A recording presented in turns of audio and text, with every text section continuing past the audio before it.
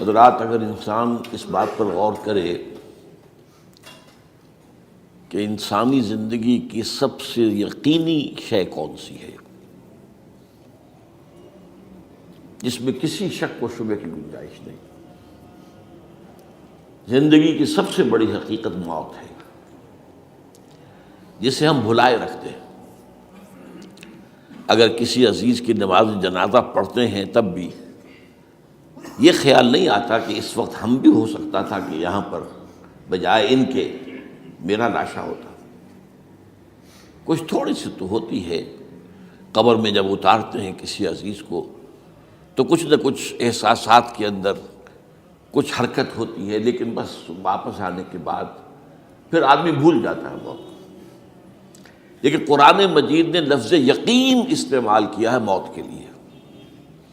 سورہ حجر کی آخری آیت ہے، حضور سے خطاب کر کے فرمایا وَاعْبُدْ رَبَّكَ حَتَّى يَأْتِيَكَ الْيَقِينُ۔ اے نبی، آپ تو اپنے رب کی بندگی میں لگے رہیے، اس کی اطاعت میں، اس کی فرمانبرداری میں، یہاں تک کہ موت آ جائے۔ تو سب سے یقینی شے حیات انسانی کی موت ہے۔ اسی طرح اس کائنات کی سب سے یقینی شے قیامت ہے۔ کچھ عرصے پہلے تک جب سائنس آئی تھی، خاص طور پر نیوٹن کا دور تھا، آپ کو یاد ہوگا بہت سو کو جو اصول تھے، میٹر از انڈسٹرکٹیبل، میٹر ڈسٹرائے نہیں ہو سکتا۔ عام گمان یہ تھا کہ کائنات ہمیشہ سے ہے، ہمیشہ رہے گی۔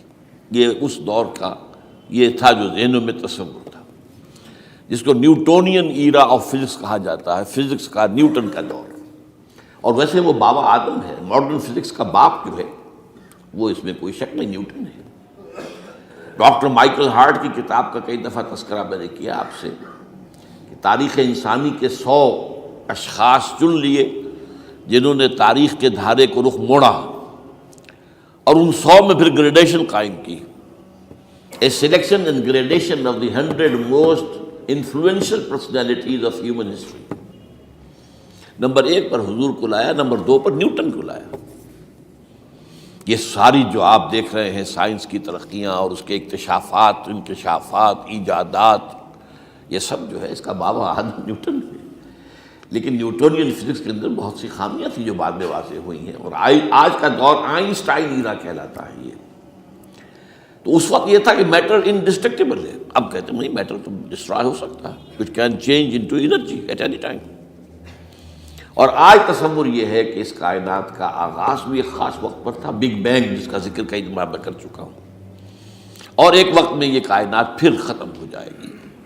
اور عجیب نقشہ سائنس آج وہی پیش کر رہی ہے جو قرآن مجید کی آیت میں ہے کہ اس دن ہم لپیٹ دیں گے آسمانوں کو، یوم نطوی السماء کطی السجل للکتب کما بدانا نعیدھا۔ یہ جس طریقے سے کہ پھل جھڑی ہوتی ہے ایک، وہ اس طریقے سے پھیلتی ہے پھل جھڑی، تو اس طریقے سے یونیورس پھیلی ہے، اس کی گیلیکسیز جو ہیں پھیلی ہیں، اور پھر یہ ریورس ایکشن اسی طریقے سے ہوگا، یہ لپیٹ لیا جائے گا جیسے کہ پچھلے زمانے میں کتابوں کے تومار ہوتے تھے۔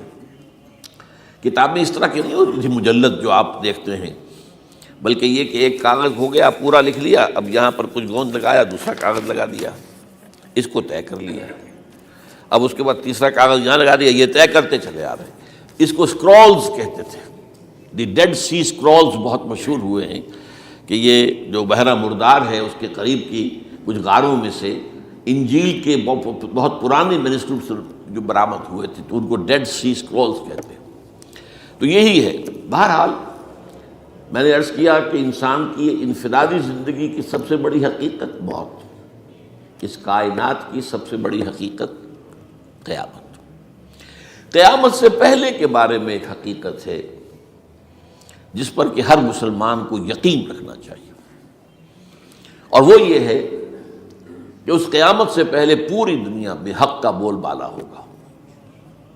اچھا، یہ وہ بات ہے جو دنیا کے اکثر مذاہب میں ہے، اکثر مذاہب میں، اور خاص طور پر جو 3 یہ مذاہب ہیں جنہیں ابراہیمی مذاہب کہا جاتا ہے، یہودیت، عیسائیت اور اسلام، میں جو صراحت کے ساتھ ہے۔ یہود کے ہاں بھی عقیدہ موجود ہے، عیسائیوں کے ہاں بھی ہے، مسلمانوں کے ہاں بھی ہے کہ اس سے پہلے، اس کائنات کے ختم ہونے سے پہلے، اس زمین کی قیامت آنے سے پہلے اس پر اللہ کا دین غالب ہوگا، کنگڈم آف ہیون اور ارتھ۔ اور یہی بات حضرت مسیح نے کہی تھی اپنے اس وقت کے جن یہودیوں سے مخاطب تھے، ریپینٹ، توبہ کر لو، for the kingdom of heaven is at hand. اب جو وہ ہے آسمانی بادشاہت آیا چاہتی ہے، وہ آسمانی بادشاہت تھی حضور کا ظہور صلی اللہ علیہ وسلم، جس سے کہ وہ آسمانی بادشاہت قائم ہوئی اور پھر پھیلی کتنے بڑے علاقے میں، لیکن بہرحال پوری دنیا میں نہیں پھیل سکی۔ وہ کچھ کے اسباب کیا تھے وہ اس وقت میرا موضوع نہیں ہے، لیکن پھیلنا ہے اس کو۔ اس سے قبل کیا ہونا ہے، یہ جو تیسری بات میں نے کہی ہے اس پر آپ کو یقین ہونا چاہیے، اس لیے کہ احادیث صحیح آ گئی۔ قرآن مجید کا سورہ کبریٰ دلالت کرتا ہے اس پر کہ حضور کو بھیجا گیا غلبہ دین کے لیے، اور بھیجا گیا پوری نوع انسانی کے لیے۔ تو جب تک پوری نوع انسانی پر دین غالب نہ ہو، حضور کا مقصد بعثت ابھی مکمل نہیں ہے۔ اسی کو اقبال نے کہا تھا، وقت فرصت ہے کہاں، کام ابھی باقی ہے، نور توحید کا اتمام ابھی باقی ہے۔ یہ چمن معمور ہوگا نغمہ توحید سے، ایک وقت آئے گا کہ پورا یہ قرآ جو ہے نغمہ توحید کے ساتھ اس کا جو ہے گونج جائے گا، لیکن یہ کہ ابھی تو نہیں ہوا ہے نا، ہونا ہے۔ اس سے پہلے کا معاملہ ایک ہے کہ جس کی خبریں دی گئی ہیں، اور وہ ہے کہ قیامت میں اس نظام دین حق کے غالب ہونے سے پہلے بڑی خوفناک جنگوں کا ایک سلسلہ ہے جس کی خبریں دی گئی ہیں۔ یہ یہود کے ہاں بھی ہیں خبریں موجود، عیسائیوں کے ہاں بھی ہیں۔ جو بائبل کا آخری باب ہے، ریولیشنز آف سینٹ جان، وہ کاشفات یوحنا ترجمہ کیا جاتا ہے، اور حضور کی احادیث میں بھی موجود ہے۔ ملاحم، باب الملاحم، یہ بہت سی کتابوں کے اندر باقاعدہ ابواب ہیں۔ ایک باب، باب الملاحم، جنگوں کا باب۔ ان میں سے ایک جنگ وہ ہے جسے کہا ہے اس یوحنا کی مکاشفات میں آرمگدان، اور غالباً اسی کو حضور نے قرار دیا ہے الملحمۃ العظمیٰ، عظیم ترین جنگ، الملحمۃ الکبریٰ۔ تو یہ بھی یقینی چیزیں ہیں کہ جو ہونے والی ہیں۔ یہ ملاحم کیوں ہوں گے؟ اب اس میں اچھی طرح سمجھ لیجئے کہ اس میں ایک تو ہے عذاب اکبر جو آئے گا یہودیوں پر، ایک ہے عذاب اصغر جو آئے گا مسلمانوں پر۔ میں نے یہ آج سے 20 سال پہلے کتاب لکھی تھی، وہ جو مختلف، پہلے تو وہ نوائے وقت کے اندر کالم کی شکل میں شائع ہوئی تھی، پھر یہ کہ موجودہ اور سابقہ مسلمان امتوں کا ماضی، حال اور مستقبل، غالباً اس وقت آؤٹ آف پرنٹ ہے وہ کتاب۔ بہرحال جن کو بھی دلچسپی ہو وہ اسے کہیں سے حاصل کر لیں، لائبریری سے، مکتبے سے مل جائے گی، پڑھے اس کو۔ یہ 20-22 سال پہلے کی بات ہے، کوئی آج کی بات نہیں۔ تو اس میں ان تمام چیزوں کا میں نے تذکرہ کیا ہے، اس لیے کہ عذاب اکبر اس کو کہتے ہیں کہ کسی قوم کا نام و نشان مٹا دیا جائے۔ یہ عذاب اکبر آتا تھا صرف ان قوموں پر جن کے طرف رسول بھیجے گئے اور قوموں نے بحثیت مجموعی رسولوں کا انکار کیا، ان پر وہ عذاب آئے۔ اسے عذاب استیصال بھی کہتے ہیں۔ اس موضوع کے اوپر ڈاکٹر اسرار احمد نے بہت اعلیٰ درجے کا بیان فرمایا ہے۔ آئیے چلتے ہیں، دیکھتے ہیں کہ ڈاکٹر اسرار احمد صاحب نے ہمیں کیا تلقین کی ہے۔ چلیں اس ویڈیو کی طرف۔ ویڈیو کی طرف جانے سے پہلے آپ ہمارے چینل کو پر اگر پہلی دفعہ آئے ہیں تو اس کو لائک، سبسکرائب اور شیئر ضرور کریں دوستوں کے ساتھ، اور ساتھ ہی اپنے اچھے کمنٹس بھی ہمیں لکھا کریں تاکہ ہمارا چینل اور آپ کے کمنٹس کی وجہ سے بہتر ہو سکے۔ قطع دابر القوم الذین ظلموا، ان کی جڑ کاٹ دی گئی۔ ایک جڑ کاٹنا ہوتا ہے، درخت کو کاٹنا ہوتا ہے، درخت تو کٹے گا تو پھر دوبارہ جڑ میں سے شاید وہ نکل آئے، لیکن نہیں، جڑ سے اکھیڑ۔ لا یری الا مساکنہم، یہ عذاب جو ہے اب کسی قوم پر نہیں آ سکتا، اس لیے کہ اب کوئی رسول تو آئے گا ہی نہیں، لیکن ایک قوم پر یہ تاریخ کے قرضے کی حیثیت سے موجود ہے، اور وہ قوم یہود ہے۔ ان کی طرف رسول بھیجے گئے حضرت عیسیٰ ابن مریم، رسولا الی بنی اسرائیل، اور انہوں نے یہ بات تو بہت دور کی تھی کہ مانتے انہیں اور ان پر ایمان لاتے، الٹا جو کچھ کیا ہے آپ کو معلوم ہے۔ انہیں ولد الزنا قرار دیا، جادوگر قرار دیا، واجب القتل قرار دیا، اور اپنے بس پڑتے سولی پر چڑھوا کر دم لیا۔ حالانکہ بہرحال ہوا یہ نہیں ہے، اللہ نے انہیں اس سے پہلے ہی زندہ اٹھا لیا آسمان پر، دوبارہ وہ آئیں گے۔ بہرحال لیکن اس قوم کے اوپر وہ عذاب جو ہے وہ قرض ہے تاریخ کا، وہ قرض ادا ہوگا. حضرت مسیح علیہ السلام ہی آئیں گے دوبارہ اور ان کے ہاتھوں اس امت کا خاتمہ ہوگا، ایک ایک فرد ختم ہو جائے گا. یہ جب میں نے یہ باتیں کہی تھی تو امریکہ میں یہودیوں نے بڑا شور مچایا. میرے خلاف جو ہے ان کی ایک مہم نکلی یہودیوں کی طرف سے کہ اس کی کتابیں وغیرہ، اس کے ویب سائٹ بند کرو، یہ جو ہے اینٹی سیمیٹک ہے، یہ کہتا ہے سب یہودی قتل ہو جائیں گے. یہاں پر بھی جو میرے ساتھ ایک ڈائلاگ کرنے کے لیے کوئی 12-13 پروفیسر آئے تھے امریکہ وغیرہ سے، ان میں سے جو یہودی تھا تو اس نے بہت ناراضگی کا اظہار کیا. آپ کہتے ہیں سارے یہودی ختم کر دیے جائیں گے، یہ بات ظاہر بات ہے پیلیٹیبل نہیں ہے. لیکن پھر ہمارے ساتھی جو وہاں پر تھے امریکہ میں پریشان ہوئے کہ آپ کے خلاف یہاں پر اب یہ مہم شروع ہو گئی ہے. تو میں نے بتایا کہ یہ تو جو زائنسٹ ہے، جوش زائنسٹ، اور اس کے ساتھ ہیں کرسچن زائنسٹ. کرسچن زائنسٹ کا رسالہ نکلتا ہے ٹرمپٹ، دی فلاڈلفیا ٹرمپٹ، اس کے مدیر نے خود لکھا ہے کہ 80% یہودی قتل ہو جائیں گے. اس کو میں نے یوں سمجھا ہے کہ 20% وہ ہوں گے کہ جو حضرت مسیح کی آمد ثانی پر ایمان لے آئیں گے، وہ بچ جائیں گے.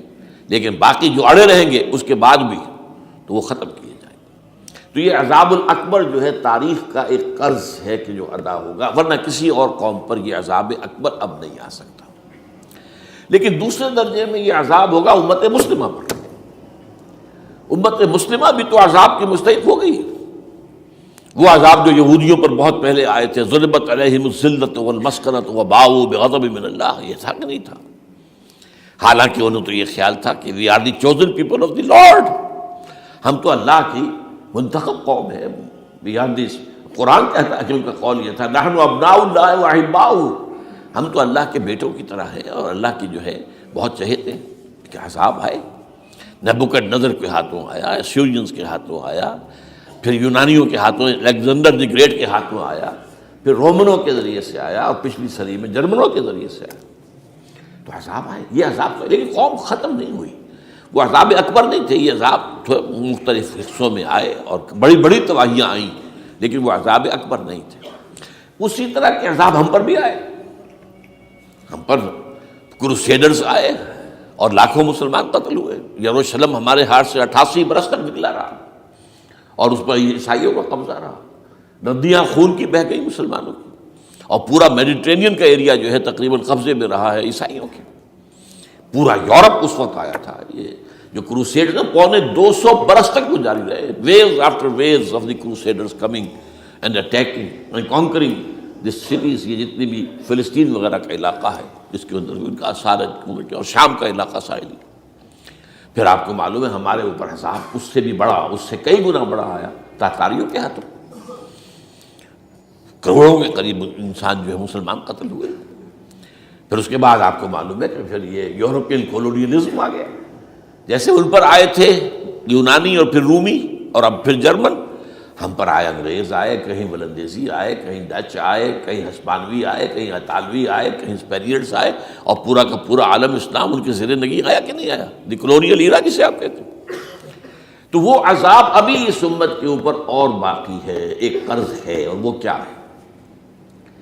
یہ کولونیل ایرا جب ختم ہوا ہے، ہم آزاد ہونے شروع ہوئے.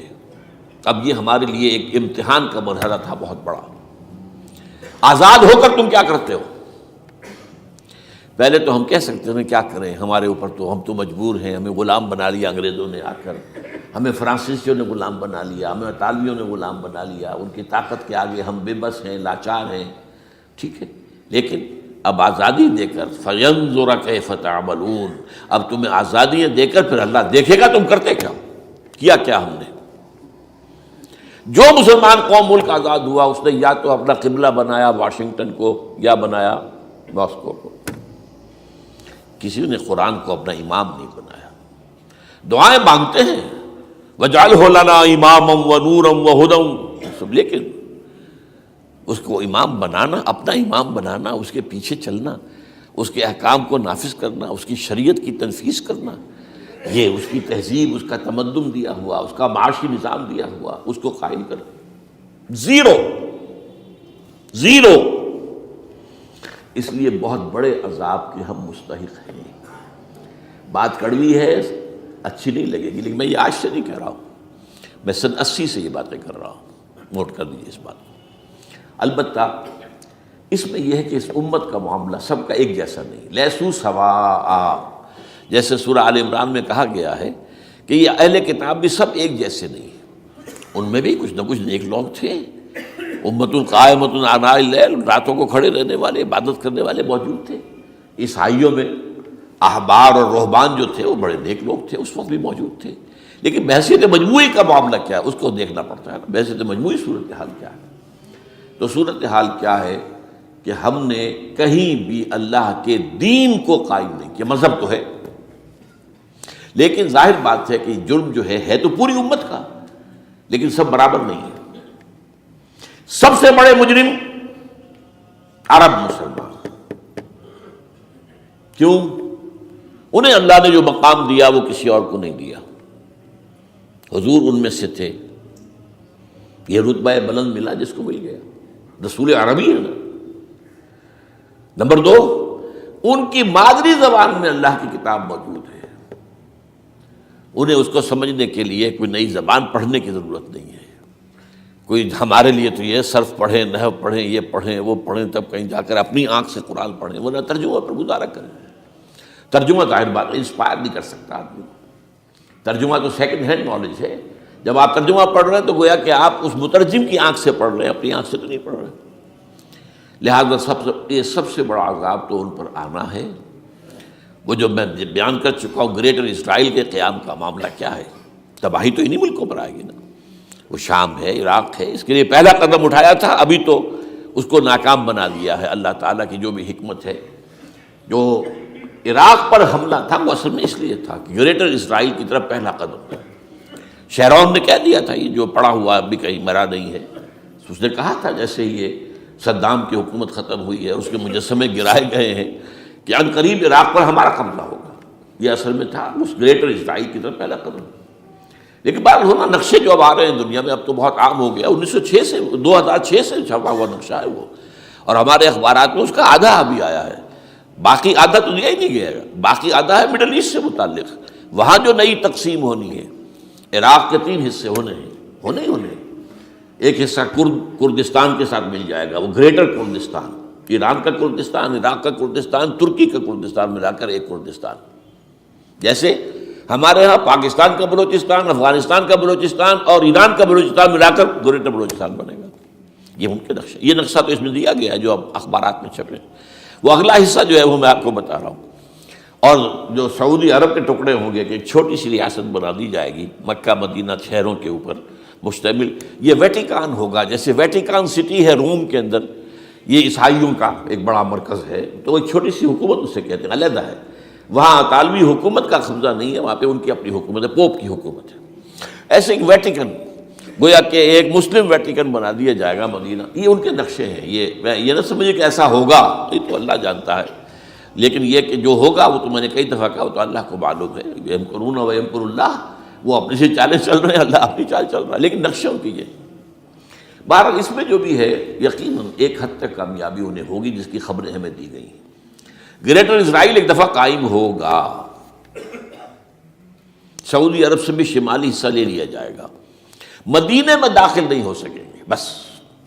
اچھا، مکے کو وہ کلیم نہیں کرتے، مکے سے انہیں کوئی سروکار نہیں ہے، لیکن یہ کہ مدینے کو وہ کہتے ہیں یہ ہمارا ہے، ہمیں یہاں سے نکالا گیا تھا، اور وہاں لیکن حدیث میں ہے کہ مدینے میں داخل نہیں ہو سکے گا دجال اور اس کی جو فوج ہے، لیکن باقی شام، عراق، فلسطین، لبنان اور ترکی کا جنوبی حصہ اور مصر میں جو ہے یہ سینائی پیننسلا کے ساتھ ساتھ سارا، وہ اس پر تو رو رہے ہیں ابھی تک یہودی کہ کیوں واپس کر دیا سینائی پیننسلا، 1967 وار میں ہم نے جیتا تھا اسے، بعد میں وہ اسحاق ریبن اور یاسر عرفات کے درمیان دوستی کروائی تھی کلنٹن نے، جس کے نتیجے میں وہ واپس آیا ہے، لیکن یہ کہ وہ واپس لے گئے، اور اس کے علاوہ جو فرٹائل علاقہ ہے نائل کے ڈیلٹا کا وہ بھی ان کی شامل ہے۔ تو اس ظاہر بات ہے جب یہ ہوگا تو بڑی تباہی آئے گی، اس میں تو کوئی شک ہی نہیں۔ تو سب سے بڑی تباہی مسلمانان عرب پہ آئے گی، اور کیوں ہوگی؟ مستحق ہیں اس کے، انہوں نے اس کے باوجود کہ قرآن ان کی اپنی زبان میں ہے، انہوں نے اس قرآن کو اپنا امام نہیں بنایا۔ نمبر 2 پر میں ہمیشہ کہتا رہا ہوں کہ جو مسلمانان عجم اگر فرض کیجئے کہ 140 کروڑ مسلمان اس دنیا میں ہیں تو 30 کروڑ کے قریب جو ہیں وہ عرب ہیں، باقی 110 کروڑ جو ہیں، 1 ارب سے زیادہ تو غیر عرب مسلمان ہیں۔ ان میں سب سے بڑے مجرم جو ہیں وہ ہم مسلمانوں نے پاکستان، ہم نے ایک تقسیم کرائی اسلام کے نام پر، ہم نے کہا کہ ہم اسلام کا نظام قائم کریں گے، اور اللہ نے ہمیں معجزے کے طور پر ملک عطا کر دیا پاکستان۔ اب قمری حساب سے 63 برس گزر چکے ہیں، جو آپ 61 کہتے ہیں، اگر قمری حساب رکھیں 63 برس ہو چکے، کہاں ہے وہ اسلام؟ لہذا مستقل۔ لیکن اب اس میں یہ ضرور ہے کہ ابھی پاکستان کے معاملے کو میں سمجھتا ہوں کہ ہینگنگ ان دی بیلنس والا معاملہ ہے، ابھی نہیں کہہ سکتے۔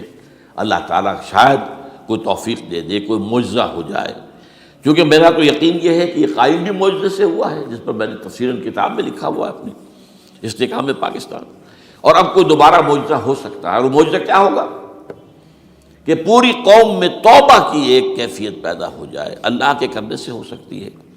تمام انسانوں کے دل جو ہے اللہ کی 2 انگلیوں کے مابین ہے، حضور نے ہمیں خبر دی ہے، جدھر چاہتا ہے پھر دیتا، تو کوئی عجب نہیں کہ ایسا ہو جائے۔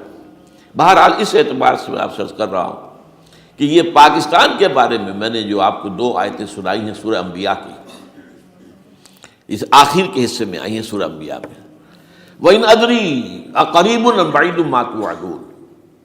دیکھو لوگوں، مجھے یہ معلوم نہیں ہے کہ جس عذاب خداوندی کا تم سے وعدہ کیا جا رہا ہے وہ قریب آ گیا یا دور ہے۔ یہ حضور سے کہا جا رہا ہے، قل، آپ یہ کہہ دیجیے، ان ادری اقریب ام بعید ما توعدون۔ ساتھ ہی یہ بھی فرمایا وَإِنْ أَدْرِي لَعَلَّهُ فِتْنَةٌ لَكُمْ وَمَتَاعٌ إِلَىٰ حِينٍ، اور مجھے نہیں معلوم، ہو سکتا ہے کہ یہ تمہارے لیے ایک فتنہ بن کر معاملہ آ گیا ہو اور ابھی تمہیں اور مہلت دے دی جائے۔ اس حوالے سے ہم نہیں کہہ سکتے، اب آپ کو معلوم ہے میں تفصیل سے بیان کر چکا ہوں جس طریقے سے مجموعی طور پر پاکستان میں گھیراؤ کیا گیا ہے، اور جس طریقے سے یہ جتنا نیو کونز کا اور کرسچن اور جو جیوش زائنسٹ ہیں، اور اب ان کے اندر اضافہ کیجئے ہندو زائنسٹ کا، اب یہ جس طریقے سے گھیرے کے اندر لے رہے ہیں پاکستان کو، جس طرح بھارت کی فوج افغانستان میں بھی آ رہی ہے، اس نے اپنے کتنے قونصل خانے کھولے ہوئے ہیں افغانستان میں، کس لیے؟ جو کچھ وہ ہو رہا ہے بلوچستان کے اندر، جو کچھ ہمارا پورا صوبہ سرحد ہے، اور اس سے آگے بڑھ کر جو کچھ کراچی میں ہو رہا ہے، یہ سارے معاملات جو ہیں وہ دیکھ لیجئے تو گویا کہ باہر سے ہمارا گھیراؤ مکمل ہو چکا ہے۔ اور اس میں یہ ہے کہ تازہ جو بمبئی کے اندر جو ہوئے ہیں معاملات وہ نوٹ کیجئے، کس طریقے سے اب اسے کہا جا رہا ہے کہ کسی مسلمانوں نے کیا ہے، حالانکہ اس کے اندر سب سے بڑا ثبوت یہ ہے کہ ایک ہندو ہیمنت، جس نے کہ وہاں ساری تحقیقات کی کہ سمجھوتا ایکسپریس کو جو اڑایا تھا کس نے اڑایا تھا، اس کی انہوں نے کہا جب کی ہے تحقیقات، اب یہ اس کو گیو دم دی کریڈٹ، ہندو قوم کے اندر کم سے کم یہ بھی بات موجود ہے، جہاں وہ بدماشیاں ہیں وہاں یہ بھی ہے، یہ خیر بھی ہے، جہاں برائیاں ہیں ان کے اندر وہ خوبیاں بھی ہیں۔ ان کا ایک کمیشن ہے، اس نے صاف ایک ہندو کو، اور ہندو بھی سرونگ کرنل کہا یہ ہے ماسٹر مائنڈ، اس نے کروایا، اور وہ گرفتار ہوا، serving kernel of Bharat army. تو اب ظاہر بات ہے کہ اس کو مارا گیا ہے بمبئی میں، اس کو مسلمان کاہے کو مارے گئے؟ مسلمانوں کا تو وہ کہ محسن تھا، وہ مسلمان کس وجہ سے اسے مارے گئے؟ اسے مارنے والے کون ہیں؟ وہی ہندو زائنسٹ کہہ لیجیے ان کو، یا ہندو تشدد پسند کہہ لیجیے، جو پاکستان کو ختم کرنے پر تلے بیٹھے ہوئے ہیں۔ یہ ان کا در حقیقت کام ہے کہ اس شخص نے اتنی بڑی حرکت کی کہ ہمیں جو ہے ہماری سازش کو بے نقاب کر دیا۔ تو اصل میں لیکن یہ سب کچھ جو ہو رہا ہے، وقتی طور پر تو بہت زیادہ طوفان اور جوش آیا تھا، معلوم ہوتا تھا کہ شاید 9/11 والا معاملہ جو تھا نیو یارک کا، اس کے نتیجے میں جو ایک دم امریکہ جو ہے نکلا ہے غصے کے اندر، اور پوری قوم اس کی کھڑی ہو گئی اور پوری دنیا جمع ہو گئی افغانستان پر حملے کے لیے، شاید ایسا معاملہ ہو جائے، لیکن نہیں، اللہ کا شکر ہے کہ یہ معاملہ جو ہے ان ادری لعلہ فتنۃ لکم ومتاع الی حین۔ ابھی کل کی جو تازہ ترین رپورٹ ہے وہ یہ ہے کہ اوباما کو بریفنگ دی گئی ہے کہ پاکستان کے جو نیوکلیئر بامز ہیں وہ ولنریبل ہیں، اور ان کے اندر اندیشہ ہے کہ وہ جو ہے شدت پسندوں کے ہاتھ میں نہ پڑ جائیں۔ اس کو کوئی نہ کوئی بہانہ انہوں نے بنانا ہے، یہ جو میں آپ سے عرض کر چکا ہوں۔ کچھ ہمارے لوگوں کو یہ امیدیں ہو گئی تھی براک اوباما کے آنے سے، یہ میں نے پھر اس کے بعد ایک مضمون میں پڑھا ہے، آپ کے لیے بھی نئی بات ہوگی۔ براک کا لفظ جو ہے اس میں یہ بھی اسلامی ہے، یہ برکت سے ہے، اس لیے کہ اس کا باپ جو ہے وہ سواحلی علاقے کا، سواحلی زبان جو ہے، کینیا کا ساحلی علاقہ جو ہے وہ سواحلی زبان جو ہے اس میں عربی کی بڑی آمیزش ہے، کیونکہ وہ تو بہت قریب ہے نا، عرب سے کتنا فاصلہ ہے، وہ درمیان میں وہ ریڈ سی ہے، بڑا چھوٹا سا سمندر ہے، تو سواحلی زبان میں عربی اثرات ہیں۔ تو یہ برکت والی بات، جیسے ہم کہتے ہیں کسی کا نام برکت حسین، برکت علی، تو یہ وہ ہے بارک برکت والا، برک حسین اور پھر حسین کا نظر۔ تو اس سے بڑی توقعات ہو گئی تھی، لیکن نظر یہ آ رہا ہے کہ جو بش کا ایجنڈا تھا، اس لیے کہ اصل میں اس کی پالیسی بنانے والے میں آپ کو بتا چکا ہوں، کوئی ایک فرد نہیں ہوتا وہاں تو پورے ادارے ہیں، بڑے بڑے تھنک ٹینکس ہیں، اور یہ ثابت ہو گیا ہے کہ اس اوباما نے آتے ہی سب سے زیادہ کٹر جو زائرس تھا امریکہ کے اندر، جس کا نام ہی اسرائیل ہے، اسرائیل رحم، جو ہے اسرائیل رحم ایمانویل، اس کو اپنا بنایا chief of the white house staff, اور یہ وہ شخص ہوتا ہے کہ جو گویا کہ جس کے گھیرے میں ہوتا ہے صدر امریکہ کا۔ صدر سے کون مل سکتا ہے یہی فیصلہ کرے گا، کون نہیں مل سکتا یہ فیصلہ کرے گا، کون سی رپورٹ صدر تک جائے گی یہ فیصلہ کرے گا، کون سی رپورٹ روک لی جائے گی یہ فیصلہ کرے گا۔ تو گویا کہ صدر کے کان بھی ہو، صدر کی آنکھ بھی ہو، لہذا صدر جو ہے اس کے تو اوپر اس کا گھیرا ہوتا ہو۔ اور اس سے بھی آگے بڑھ کر نوٹ کیجیے، میں نے آپ کو پہلے بتایا بھی تھا، ساؤتھ ایشیا کے لیے اس نے اپنا ایڈوائزر بنایا ہے ایک ہندو کو، اس کا نام ہے سونال شاہ، اور یہ جو ہندوؤں کی ایک تنظیم ہے جو انتہائی جو ایکسٹریمسٹ ہندو ہیں، وشوا ہندو پریشد، یہ وشوا سری پرشانت ہے جس کا اسٹوڈنٹ ونگ ہے بجرنگ دل کا یاد ساؤتھ ایشیا سے مراد بھارت اور پاکستان، اس کے معاملات میں اس کا ایڈوائزر جو ہے سونال شاہ ہے۔ تو حالات جو ہے اس اعتبار سے انتہائی یوں سمجھیے کہ خطرناک، اور دوسری طرف اندرون معاملہ کیا ہے؟ سائنس کی دو اصطلاحات آپ نے سنی ہوگی، centrifugal forces, centripetal forces. Centrifugal وہ ہوتی ہے کہ جو مرکز سے توڑنے والی ہوتی ہے، بھاگتا ہے ہر ایک مرکز کو چھوڑ کر، یہ سینٹریفیوگل فورسز ہے۔ سینٹریپیٹل وہ ہوتی ہیں جو مرکز کی طرف لانے والی ہو، جو ایک مرکز کے گرد لوگوں کو جمع کرے، تو مرکز گریز اور مرکز کی طرف رخ کرنے والی۔ ہمارے پاس سینٹریپیٹل فورس صرف ایک ہے، وہ اسلام ہے، اور وہ ہے نہیں۔ ہر چند کہیں کہ ہے، نہیں ہے، کہاں ہے؟ نظام کہاں ہے؟ مذہب تو ہے، مذہب تو انڈیا میں بھی ہے، مذہب امریکہ میں بھی ہے، مذہب کی تو کوئی کمی نہیں ہے۔ فاسٹسٹ گروئنگ ریلیجن میں نے بارہا کہا ہے، دنیا میں مانا جا رہا ہے کہ اسلام، لیکن مذہب دین کہیں ہے۔ حضور بھیجے گئے تھے دین کو غالب کرنے کے لیے۔ هو الذی ارسل رسولہ بالہدی ودین الحق لیظہرہ علی الدین کلہ۔ سینٹریفیوگل فورسز آپ کو یاد ہوگا، میں نے گنوا دیا تھا ایک دفعہ۔ آپ کا نارتھ پول کیا ہے؟ NWFP، وہاں حکومت اس نے کن کی ہے؟ وہ اسفند یار ولی، جس کا دادا، جس نے پاکستان میں دفن ہونا گوارا نہیں کیا، جن کا پختہ موقف یہ ہے، اس کے باپ کا بھی ولی خان کا یہ تھا کہ انگریز نے بنایا ہے، پاکستانی انگریز کا بنایا ہوا ہے، یہ انگریزی سازش کے نتیجے میں وجود میں آیا، and they believe in that۔ اور اس کے ساتھ مولانا فضل الرحمان ہیں، جن کے والد مرحوم نے یہ کہا تھا کہ اللہ کا شکر ہے ہم پاکستان کے بنانے کے گناہ میں شامل نہیں تھے۔ یہ ہیں اس وقت وہاں کی فورسز۔ اور جنوب میں نہ معلوم کب سے ان کا نقشہ بن رہا ہے، جب سے یہ MQM قائم ہوئی تھی، مہاجر قومی موومنٹ تھی، بعد میں انہوں نے اپنا رنگ بدلا ہے، کچھ تبدیل کیا ہے، لیکن یہ کہ اصل میں تو وہی ہے۔ گرگٹ رنگ بدل رہے تو اس کی فطرت تو نہیں بدلتی، ہے تو وہی اردو اسپیکنگ۔ اور اب جو ہنگامے ہو رہے ہیں وہ پختون اور اردو اسپیکنگ کے درمیان ہنگامے ہو رہے ہیں، اور زیادہ پٹھانوں کو مارا جا رہا ہے، ان کی دکانیں جلائی جا رہی ہیں۔ یہ بسیں وسیں جتنی جلتی ہیں وہ اس لیے کہ زیادہ تر ٹرانسپورٹ جو ہے وہاں پر وہ پختونوں کے ہاتھ میں۔ یہ وزیری وغیرہ لوگ جو ہے محسود ہیں، یہ لوگ ہیں وہاں پر جو ہے اکثر و بیشتر بہت سے مساجد کے اندر آپ کو جو امام ملیں گے وہ پٹھان ملیں گے، جو پہرے دار ملیں گے وہ پٹھان ملیں گے، بہت بڑی تعداد ہے۔ لیکن یہ کہ اس کے اوپر وہاں پر فساد شروع ہو گیا۔ بلوچستان کا معاملہ سب کو معلوم ہے۔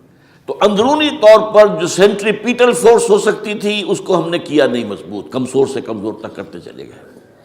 اور اب جو کچھ ہو رہا ہے، اب مضامین آ رہے ہیں، آئلی قوانین میں تبدیلیاں کیوں کی جا رہی ہیں؟ یہ جو کانفرنس ہوئی تھی جو UNO کے اندر، بیجنگ +5 کانفرنس، جو بات اس میں طے ہو اس میں یہ تھا طلاق کے معاملے میں مرد اور عورت کو بالکل برابر کر دیا جائے۔ اب وہی کر رہے ہیں آپ، یہ سفاری آئی کائے کے لیے؟ جیسے مرد طلاق دے سکتا ہے عورت بھی طلاق دے سکتی ہے. اسلام میں یہ نہیں ہے. اسلام میں یہ ہے کہ عورت طلاق لے سکتی ہے، دے نہیں سکتی.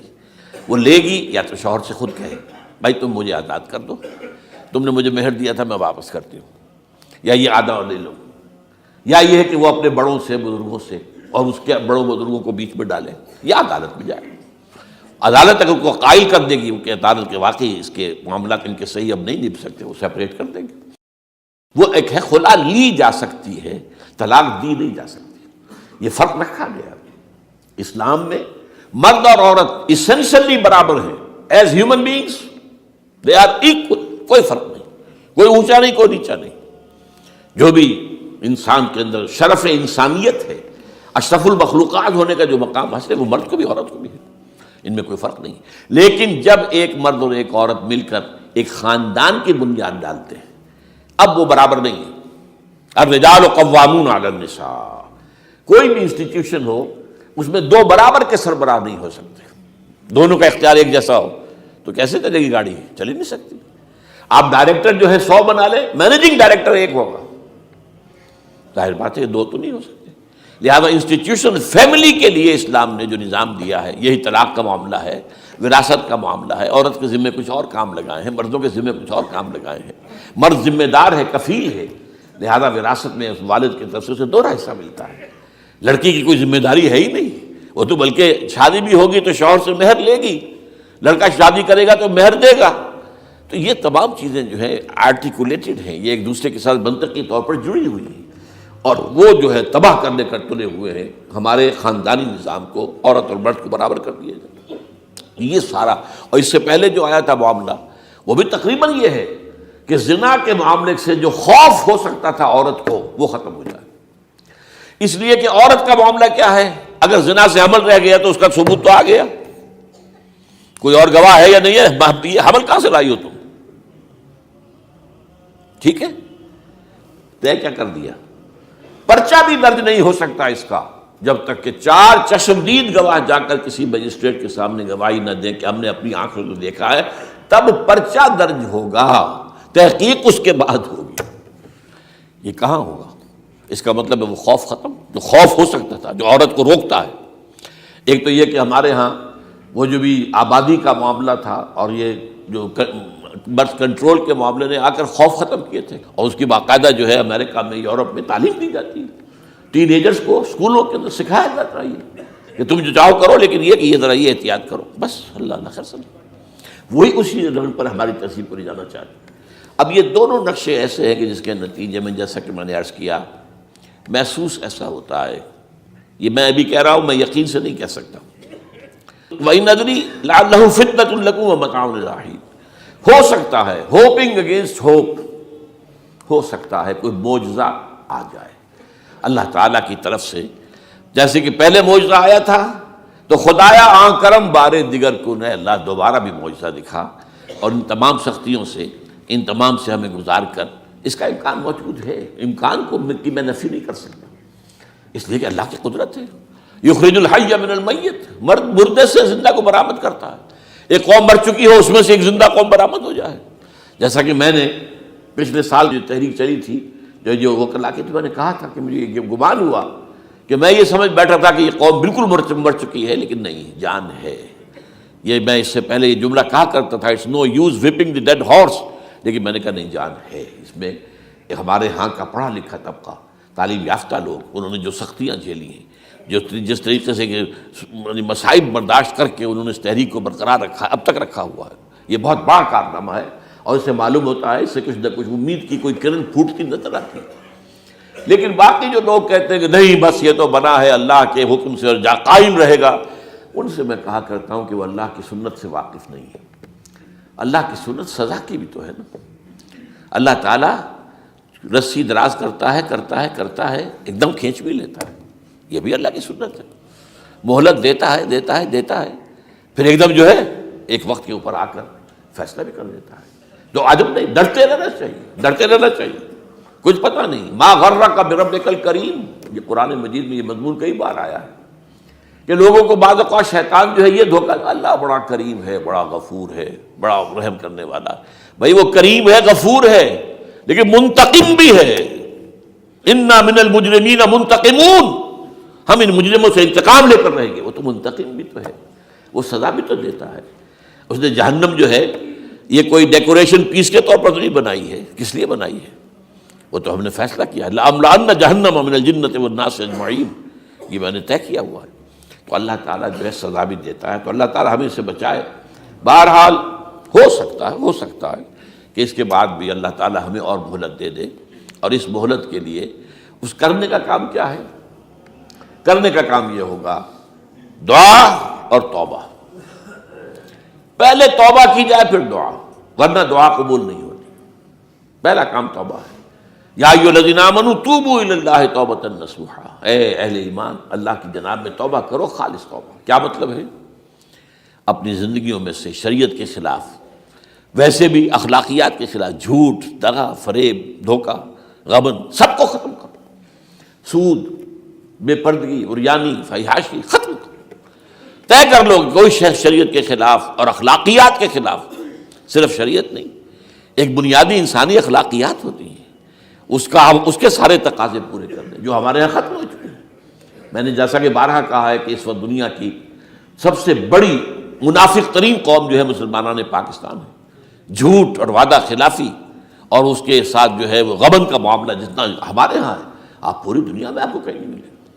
تو اس لیے پہلے توبہ کی جائے اور پھر دعا کی جائے. اس لیے میں نے آپ کو حدیث سنائی ہے کہ اللہ کا فیصلے کو بھی کبھی کبھی دعا جو ہے لوٹا دیتی ہے.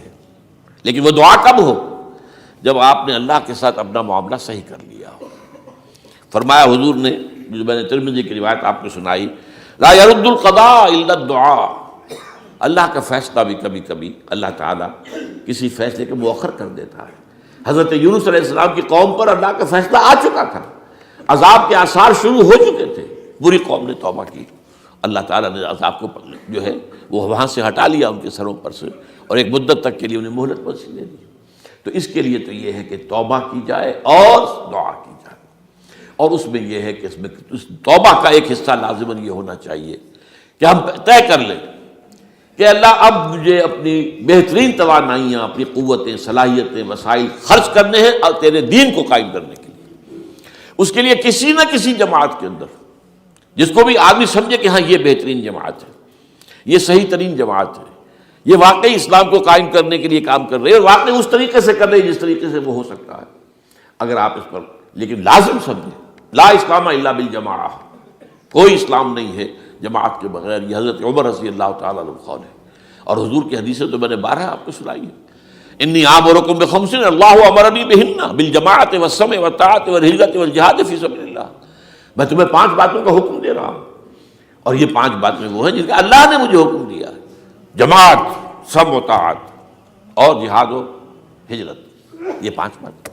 تو اس لیے توبہ کے اندر یہ لازمی جز ہونا چاہیے کہ اب ان صلاتی و نسکی و محیای و مماتی للہ رب العالمین. یہ فیصلہ کر لیجئے. اس کے بعد یہ ہے کہ اللہ تعالیٰ اس پر استقامت عطا فرمائے. اس کی بھی خود دعا کیجئے کہ اللہ اب تو نے مجھے یہ ہدایت دے دی ہے، تو اب لا تزغ قلوبنا بعد اذ ہدیتنا وہب لنا من لدنک رحمۃ انک انت الوہاب. ایک دوسری آخری بات میں آج صاحب سے کہہ رہا ہوں، ڈرتے ڈرتے، اگر خدا نہ خواستہ خاکم بدہن، اگر پاکستان کے لیے بھی اللہ تعالیٰ کی طرف سے آخری سزا کا فیصلہ ہو گیا ہو، جس کے چرچے ہیں، تیری بربادیوں کے مشورے ہیں آسمانوں پر. وہ آسمان اوپر کے آسمان اور ہیں، زمین کے آسمان بھی تو ہیں نا. یہ امریکہ، یہ وائٹ ہاؤس، یہ پینٹاگون، یہ جو ہے اسٹیٹ ڈپارٹمنٹ، یہ سب جو کیا ہے، نیٹو کا ہیڈ کوارٹر، یہ ساری چیزیں کیا ہیں؟ تو تیری بربادیوں کے مشورے ہیں آسمانوں میں، اور اس کے لیے خبریں وہ دیتے آ رہے ہیں. بہت سے لوگ کہتے ہیں یہ خام خواہ کے ہیں ان کے، یہ ہمارا صرف بھی ہماری بددلی پیدا کرنے کے لیے نہیں، لیکن یہ کہ جو کچھ انہوں نے نقشے بنائے تھے وہ نقشے تو پورے ہوتے چلے آئے. 1897 میں یہودیوں نے جو فیصلے کیے تھے، 20 برس کے بعد بالفور ڈیکلریشن کی شکل میں وہ فیصلہ آ گیا. یہودیوں کو فلسطین میں آبادی کا حق دے دیا گیا. Balfour declaration 1917، only 20 years later. اس کے 20 سال بعد 48 میں اسرائیل قائم ہو گیا. کوئی تصور کر سکتا تھا پچھلی صدی کے اندر یہودیوں کی حکومت قائم ہو جائے گی دنیا میں کہیں؟ امکان کوئی نہیں تھا. پوری دنیا میں پھر ادھر ادھر پھیلے ہوئے منتشر، جسے وہ ڈائسپورا کہتے ہیں، اور یورپ میں تو شدید نفرت تھی ان سے. لیکن یہ کہ جس طرح انہوں نے رفتہ رفتہ وہاں پر قدم جمائے ہیں، جس طرح ان کو اپنے قابو میں لیا ہے، جس طرح انہوں نے مذہبی تقسیم پیدا کی ہے، کیتھولکس کی اور پروٹیسٹنٹس کی، پروٹیسٹنٹس کو اعلی کار بنایا ہے، سیکولرزم اور اس کے بعد سود پر مبنی معیشت کا نظام وہاں نافذ کیا ہے، بینک کا نظام قائم کیا ہے. ای بنوک، ای فکر چالا کے یہودیوں کا قائم کرنا ہے یہ بینک کا نظام، اور سب سے پہلا بینک انہوں نے انگلینڈ میں قائم کیا تھا. تو ان کی جو باتیں ہیں وہ تو پوری ہو رہی نظر آ رہی ہیں، ان کے نقشے جو ہیں ان کے سامنے آ رہے ہیں ہمارے. تو اس حوالے سے ہو سکتا ہے خاکم بدہن اگر خدا نہ خواستہ یہ لکیر ختم ہو جائے، تب بھی ظاہر بات ہے زمین تو کوئی ختم نہیں ہو جائے گی، اللہ کی زمین ہے. کیا پاکستان نہ بنتا تو ہمارے ذمے نہیں تھا کہ اللہ کے دین کو دنیا میں قائم کرنے کی جد و جہد کرتے؟ وہ تو بحیثیت مسلمان ہمارا فرض ہے. کیا حضور اکثریت میں تھے عرب میں؟ وہ تو اقلیت میں بھی نہیں تھے، ایک آدمی تھا اللہ کا بندہ کھڑا ہوا ہے جو جنہوں نے ایک مرتبہ حضور کی بات سنی ہے اور جا کر کہا ہے اپنی قوم، یا قومنا اجیبوا داعی اللہ، اے ہماری قوم کے لوگوں، اس اللہ کی طرف دعوت دینے والے کی پکار کو سنو، لبیک کہو. تو کوئی عجب نہیں. یہ جو اقبال نے الفاظ کہے ہیں، تو نہ مٹ جائے گا ایران کے مٹ جانے سے، نشے میں کو تعلق نہیں پیمانے سے، اور ہے آیا فتنہ تاتار کے افسانے سے، پاسباں مل گئے کعبے کو صنم خانے سے. تاتاریوں کے ہاتھوں کروڑوں مسلمان قتل ہوئے اور پھر وہی تاتاری مسلمان ہو گئے. امت مسلمہ کی قیادت ان تاتاریوں کے ہاتھ میں آ گئی. عربوں سے لے کر ان تتولوا یستبدل قوما غیرکم، جو بات سورہ محمد میں کہہ دی گئی تھی بالکل آغاز میں، اگر اے عربوں تمہیں جو مقام ہم نے دیا ہے، اپنا رسول تم میں سے بھیجا، بعث فی الامیین رسولا منہم، تمہاری زبان میں اپنی کتاب نازل کی، تو تمہیں جو مشن سونپا ہے اگر تم نے اسے پیٹھ دکھا دی تمہیں ہٹائیں گے، کسی اور قوم کو لے آئیں گے. اور یہ 13ویں صدی عیسوی میں ہو گیا. 1258 میں آخری خلیفہ بنو عباس کا اسے محل سے نکالا ہے مستعصم باللہ کو، اور ایک جانور کی کھال میں لپیٹ کر ڈال دیا ہے گلی میں، اور گھوڑے دوڑا دیے اس کے اوپر. یہ آخری چراغ گل ہوا ہے بنو عباس کا، جس پر کہا تھا سعدی نے، آسمارا حق بود بر خوب بارد بر بر زوال ملک مستعصم امیر المومنین. مستعصم باللہ نام تھا آخری خلیفہ کا. اس کی حکومت کے زوال پر آسمان سے خون بھی برسے تو اس کا حق ہے آسمان کو کہ خون کی بارش کرے. تو یہ چیزیں ہیں جو کہ نوٹ کرنے کی ہیں. اگر خدا نہ خواستہ ایسا ہو جائے تو ظاہر بات ہے کہ اسلام پھر بھی زندہ رہے گا. ہم مر سکتے ہیں، اسلام نہیں مرے گا. اسلام کو تو رہنا ہے، جیسا کہ حضور نے فرمایا کہ میں آخری رسول ہوں، تم آخری امت ہو. وہ تو یہ ہے، البتہ یہ ہے ہو سکتا ہے ہم سے یہ قیادت چھین کر کسی اور کو دے دی جائے. اور کوئی عجب نہیں کہ ہندوؤں سے ہمیں پٹوا کر ہندوؤں کے ہاتھ میں دے دی جائے. تاریخ کی میں مثال دے رہا ہوں. ہے یہاں فتنہ تاتار کے افسانے سے، پاسباں مل گئے کعبے کو صنم خانے سے. آخر ہندوستان میں 20 کروڑ مسلمان ہے کہ نہیں، بلکہ زیادہ ہے. آپ سوچئے اس ہندوستان کی سرزمین سے شیخ احمد دیدات پیدا ہوا تھا، جس نے پوری دنیا میں عیسائیوں کو جو ہے وہ مناظروں میں شکست دی ہے. اسی ہندوستان سے آج ذاکر نائک کھڑا ہوا، پوری دنیا میں ڈنکا بجا رہا ہے عیسائیت کے خلاف، یہودیت کے خلاف، ہندو مت کے خلاف. ان کی کتابوں سے، ان کے ویدوں سے، ان کے تمام جو اسکرپچرز ہیں ان کے حوالے سے ثابت کر رہا ہے تمہارا دین غلط ہے. تمہارے ہاں تو محمد کی بشارتیں موجود ہیں، دیکھو یہ ہے، یہ کتابیں ہیں، یہ پڑھی انہوں نے. میں نے کبھی کہا تھا مولانا علی میاں رحمۃ اللہ علیہ سے کہ مولانا، میں یہ گیا تھا ان کے پاس ملاقات کے لیے، میرا خیال ہے کہ سن 82-83 کی بات ہے، کہ میں اور کسی سے تو توقع نہیں رکھتا لیکن آپ سے توقع رکھتا ہوں کہ آپ زیادہ روشن خیال علماء میں سے ہیں، کہ آپ ندوۃ العلماء لکھنؤ کے اندر آپ سنسکرت کی تعلیم کو لازمی کریں، تاکہ آپ کے فارغ التحصیل لوگ نکلیں تو وہ پڑھ سکیں ویدوں کو کہ ویدوں میں کیا لکھا ہوا ہے. ہندو کے ذہن کو تو سمجھے کہ ہندو کا ذہن ہے کیا، اس کا فکر کیا ہے، اس کی سوچ کیا ہے، اس کے عقائد کیا ہیں. جو وہ ظاہر کر رہے ہیں وہی ہے یا واقعی ان کی کتابوں میں کچھ اور ہے. آج ہمارا بھی ظاہر بات ہے کہ آج اسلام جو ہے کوئی تازیوں کے جلوسوں سے کوئی اسلام کو پہچانے، یا جو پیروں کے مقبروں کے اوپر جو ہے صوفیہ کے جو عرس ہو رہے ہیں اس کے حوالے سے اسلام کو پہچانے گا، تو کیا وہ صحیح اسلام کو پہچانے گا؟ اسی طریقے سے آپ کو ہندو مذہب کا ذہن جو ہے کیا ہے، تو وہ وعدہ کیا کہ ہاں آپ نے بہت اچھی بات کہی ہے۔ 2 سال کے بعد میری ملاقات وہاں ہوئی ایک کانفرنس میں، وہ بھی موجود تھے، میں بھی تھا شکاگو میں۔ میں نے پوچھا مولانا وہ آپ نے کیا؟ کہ میں تو بھول ہی گیا۔ یہ ہمارے علماء کا اصل میں معیار ہے، نئی بات کو جو ہے کوئی قبول کرنا ان کے لیے اتنا آسان نہیں۔ آج ذاکر نائک کر رہا ہے، ڈٹ کر کر رہا ہے، ان کے اسکرپچرز سے، ان کے حوالوں سے، اپنشد سے، اور تمام جو ان کے جو ہیں ویدوں سے، تو یہ کام جو ہو رہا ہے۔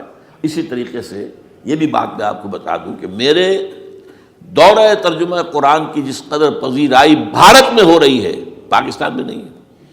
پاکستان میں تو میرے چینلز بند کر دیے گئے، مجھ پر بہت سے چینلز جو ہیں ان کا دروازہ بند ہے، پی ٹی وی میں تو میرا داخلہ ہی حرام ہے، اور باقی سب نے بند کر دیا گیا۔ ایک جو ہے ہمارے ہاں ایک مائنورٹی کمیونٹی ہے، وہ اتنی زوردار ہے، اور ظاہر بات ہے نیوسنس ویلیو اگر زیادہ ہے تو وہی چیز دنیا میں چلتی ہے۔ آپ کو معلوم ہے بند کرا دیا انہوں نے کچھ عرصے کے لیے۔ ذاکر کا پروگرام بھی ممبئی میں بند کرا دیا تھا، لیکن وہاں تو کھل گیا، اس لیے کہ کم سے کم ذاکر نے پچھلے دنوں کہا ہے ایک کانگریس ایک اپنے اجلاس کے اندر، اور یہ عجیب بات ہے، اس سے پہلے اس نے کبھی کوئی سیاسی بات نہیں کی، لیکن اس نے یہ بات کہی ہے کہ پہلے تو کہا جاتا تھا ہندوستان میں کہ مسلمان تعلیم حاصل نہیں کرتے، جاہل ہیں، اس لیے پیچھے رہ جاتے ہیں، اور آج جب مسلمان آگے آئے تعلیم میں، تو اب آئی ٹی کے میدان میں دروازہ بند کر دیا گیا مسلمانوں کا۔ یہ اس نے کھل کر کہا ہے، بامبے کی اسٹیج پر کہا ہے، لیکن اس نے یہ کہا کہ جو کچھ بھی ہے ہندوستان میں، لیکن ایک بات ہے کہ ہندوستان کی عدلیہ صحیح جگہ پر قائم ہے، اس کا مقام درست ہے۔